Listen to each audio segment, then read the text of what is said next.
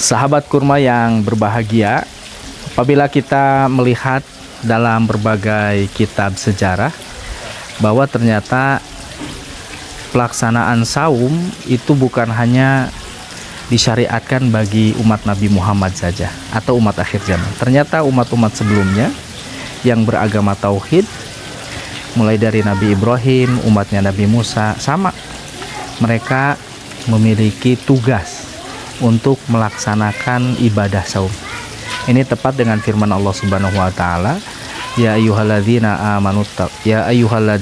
amanu kutiba alaikumusiyam kama kutiba alal ladzina min qablikum la'allakum tattaqun.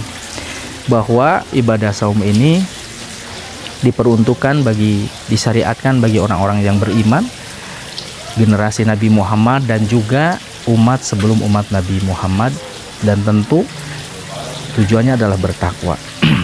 Apa hikmah yang terkandung di dalamnya?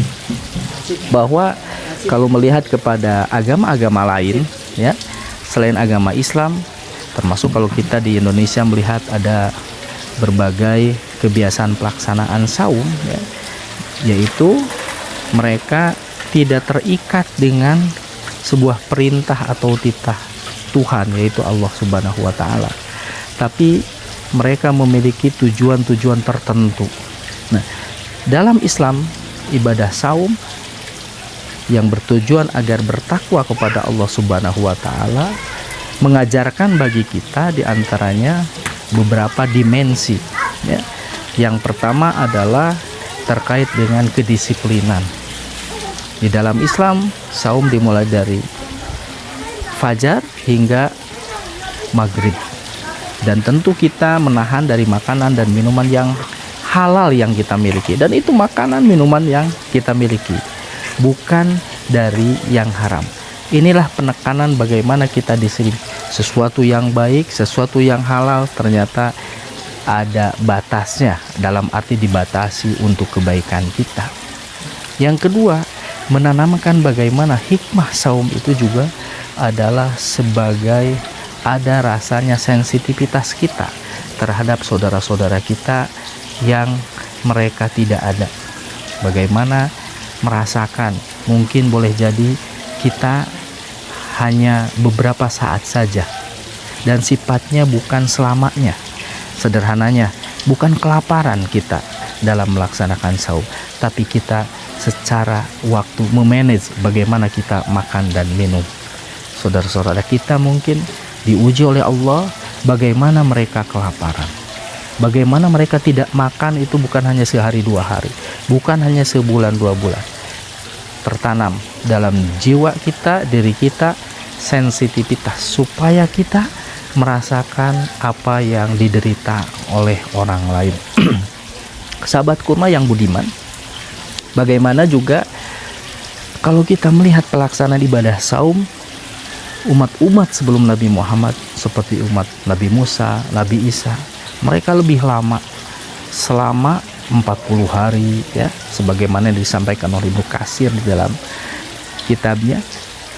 Bagaimana juga di tengah-tengah itu, setelah pelaksanaan ibadah itu, mereka juga melakukan puasa, bisa beberapa hari, dan itu sifatnya. Maka sesungguhnya umat Nabi Muhammad begitu ringan, diperintahkan ibadah puasa selama 1 bulan lebih.